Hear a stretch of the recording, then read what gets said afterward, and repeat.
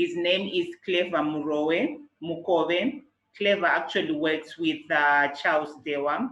He's with the Knowledge Transfer Africa. Clever will be speaking, sharing insights from a long-term study on informal markets in Zimbabwe, how small markets outcompete supermarkets.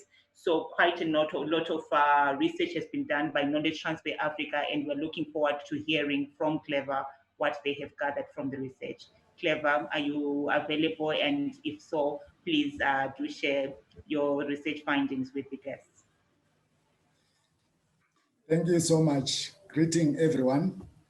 My name is Clever Mukove from Knowledge Transfer Africa. I'm going to share with you our experience from working in the agricultural sector.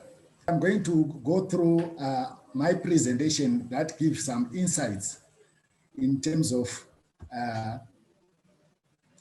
what we have learned, what we have documented from the agricultural market in Zimbabwe. It's the case of Zimbabwe, but much of the experiences or the lessons that we are drawing from agricultural markets, not only the informal markets, but as well as other markets like supermarkets, are the same. They got the same characteristics that you find in most African markets. My presentation is going to take the supply chain route, where we are trying to see the context within which we would see the competition between the small scale markets as well as the supermarkets. We have started to do the characterization of our markets from the production, which are the roots of the supply chain. What you find in Zimbabwe and most areas, we've got the different classes of producers. At the bottom of the very pyramid is our subsistent farmers, most of which they just produce for own household consumption. Any surplus, therefore, would just serve local communities. And what you find in local communities are as well low-income households that probably are not producing enough for themselves, and they end up just buying from other peer farmers. And 90% of such subsistent farmers, they sell locally. And their major markets, you would find they are the local communities. And much of their trading is door by door, or they just go to the business service center, and as well as other clients going to a particular household to buy, especially if it's like small grains or small livestock. The second category that you find, now we are moving up the ladder of the supply chain, are the markets that you find at the district level. In Zimbabwe, we call them the growth points. These markets, mainly, they draw their commodities from the whole district. And much of the commodities are, again, purchased by local district population. And you'd find a certain percentage is outsourced, especially for those commodities that are not produced within the districts. They are outsourced from provincial markets. We'll talk about the next level, that is the provincial markets. And provincial markets, the traders that operate from district markets, they go to the provincial markets to source the commodities that are not found in the district.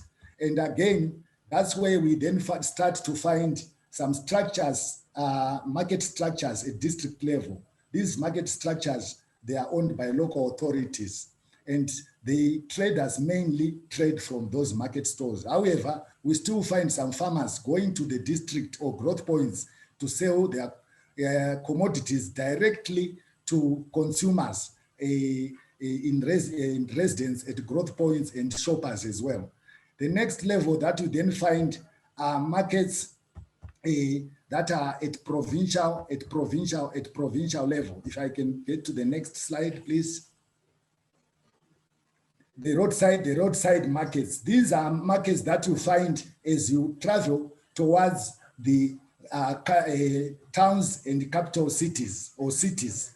And most of these markets, then you find they define the production of particular commodities in a particular area. And most of these markets, they tend to serve travelers that are using private or public transport.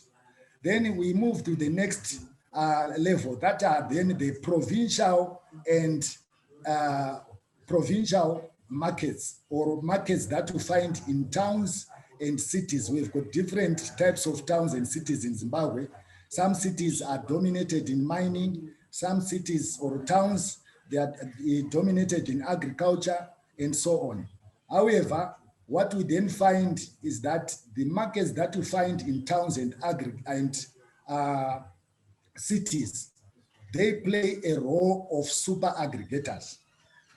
Thus, we are saying smallholder farmers from different districts, because districts have got different production capacities for different commodities. And they tend to, these markets, they tend to draw farmers from all different high production zones that have got surplus that can come to these markets. And at the end, we find more than 80 commodities are found in these markets. And that's why we call them super aggregators. So like in the case of Zimbabwe, we've got the Mbare market, which tends to become a national market. We at this point, we were trying to say, as we talk about small markets, there is a point where small markets become a much bigger markets, like the Mbare market. As we bring smaller markets, as bring smaller commodity, different quantities of commodities from different districts, then at a certain level, we've got much bigger markets like Mbare. Then redistribution starts at this market, again, going out to different districts, different areas, even other rural areas where commodities are in demand. Like in the case of Zimbabwe, you would find there is a very high demand for horticultural commodities in the southern region because of its mainly receives less rainfall that is not suitable for production of adequate horticultural products. The same applies in the southern region. We find livestock and small grains dominating, and the demand side of these commodities are in the northern region. So we've just tried to take these markets to that level, and we then say, how then do these mass markets redistribute after aggregating, redistribute these commodities? You would find the main players in the mass markets are the vendors that buy commodities to serve urban residential population. And as you can see, they tend to distribute more than 60% of the commodities that are found in agriculture in our mass markets. We also have processors that also come to buy from these mass markets. And if you go down to the wholesalers, you would find the wholesalers, their main role is to aggregate for supermarkets and other formal markets. So as you can see now, the relationship is starting to come out to say not much in terms of percentage of commodities from smallholder farmers goes directly to supermarkets. However, if you look at the colors that I put there, the 60, 10%, that comprises the small scale holder farmer production that constitutes about 70% of our agricultural production. And that 70% is also distributed through, more than 70% is distributed through small scale farmers or mass markets, small scale markets or mass markets, as compared to, if you look at the supermarkets, it's only 10 to 15%. Then to go straight to the question to say, why this difference? Why is it that we find much of the trading of our agricultural commodities go through what you can call informal markets? If you go to the next slide. The next slide tries then to make a comparative analysis of what then brings the competitive edge between the supermarkets and the small scale, or we can call them informal markets or mass markets. As you can see, I've tried to put that color in pink to say there are advantages that smallholder farmers see in trading in mass markets. There are also advantages that smallholder farmers see in trading, or farmers see in trading with the supermarkets. On the other side, the key players, if we are talking about these commercial commodities, are the farmer and the consumer. So we also examined and we've been tracking to see why is it that most consumers prefer to buy from small scale or informal markets. And we also find another segment of markets, consumers preferring to buy from supermarkets. Interestingly, if you look at the producers that prefer to buy from small scale markets, what is key to them is the easy entry for participation. Whatever advantage that you see in the small scale producers, it tends to become a barrier on in trading with supermarket. Comparatively, they claim to say the requirements for a farmer to participate in supermarket, in supplying supermarkets, they are far beyond what the farmer can maybe probably is comfortable of. For instance, yes, not to say that farmers always produce poor quality products, but they would say, so you can't produce 100%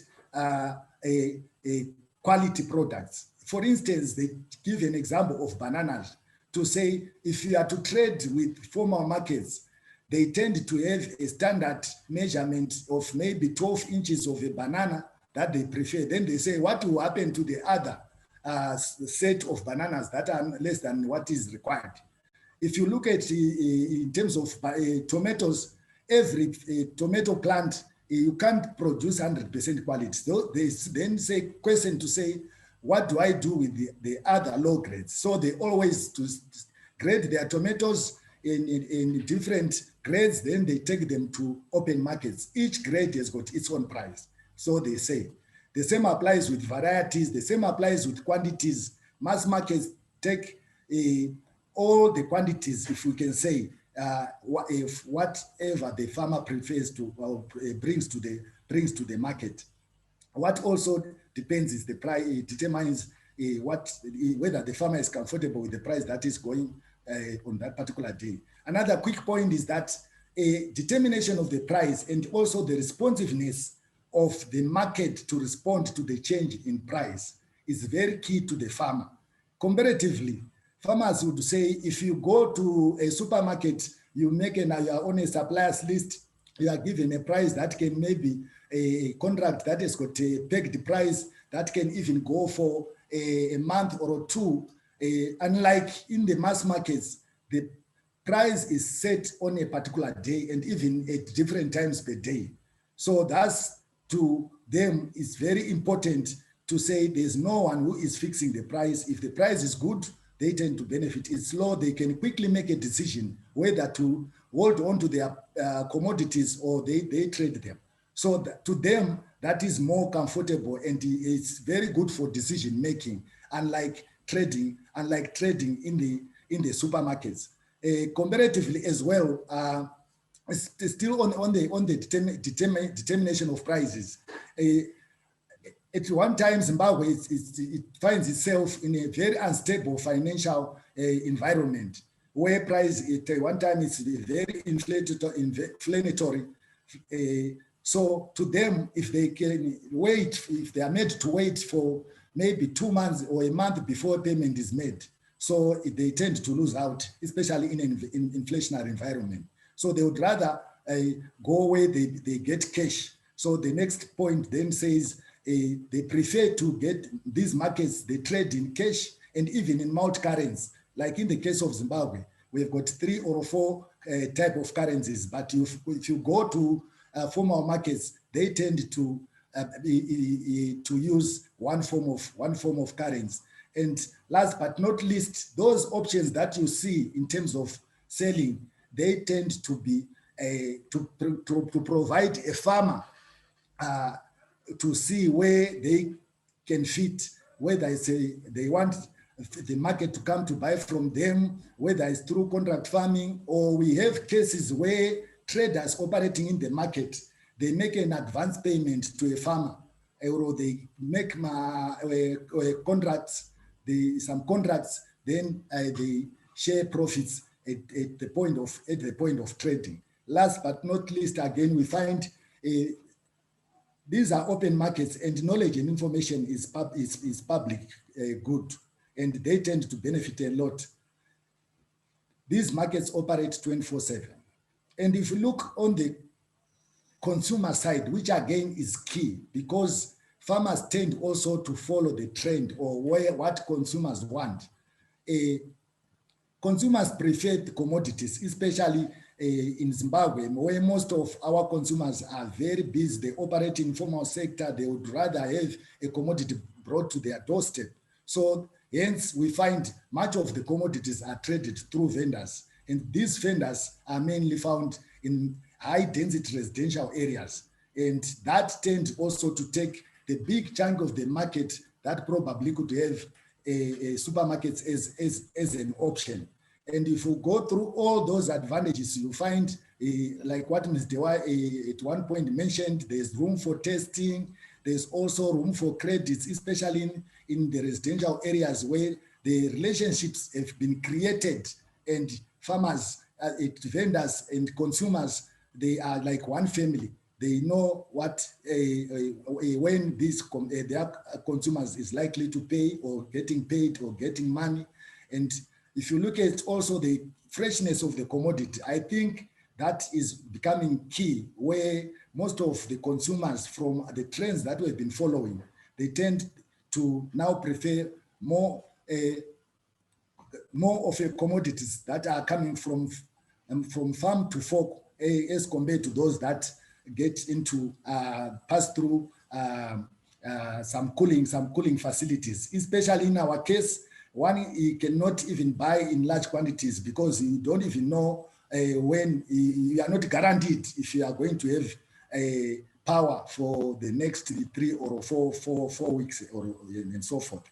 And the last point talks about the room to establish long-term relationship with the suppliers, where there is a very strong bondage that we have seen between customers in the markets and their suppliers. If you are talking the key actors, they are transporters, farmers, traders, and vendors.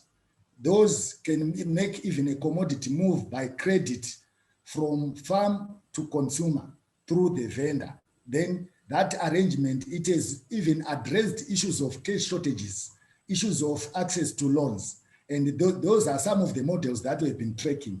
If we then look at the last column, that talks about why we have got also niche markets that prefer or that are being saved, probably the part of 10 to 15% that are being saved by supermarkets. And as we have seen from the previous slides, we don't have supermarkets that trade agricultural commodities from district level, and very few you find even in most of our towns. And even as you get into cities and you get into a supermarket, there is a very small, maybe less than 2% of the value of the commodities that you find in a supermarket. Of late, we are finding here and there some what they call green shops. But again, they don't, their market share is quite insignificant as compared to that is being served by our small scale markets. So those are some of the pros that clients that always go to the supermarkets say they tend to get high quality, which of course it's a high quality that is already packaged. And as we have mentioned, even in in our mass markets, we find that high quality. And much of it, if you can, the previous slides, as of now, because of high cost of aggregation, even these supermarkets, they are coming to buy from mass markets. Then they just repackage. They buy probably the quality that they prefer. Then they repackage it. And if those that buy from supermarket then say we don't buy anything from bar, it's dirt and so on. However, the next point again we've mentioned to say accept all modes of payment, cash, mobile, and transfers. Thank you. So those are some of the advantages that we then say still the supermarkets have room, and there's still room also to support the small scale farmers, especially on the areas that need improvement. Thank you so much.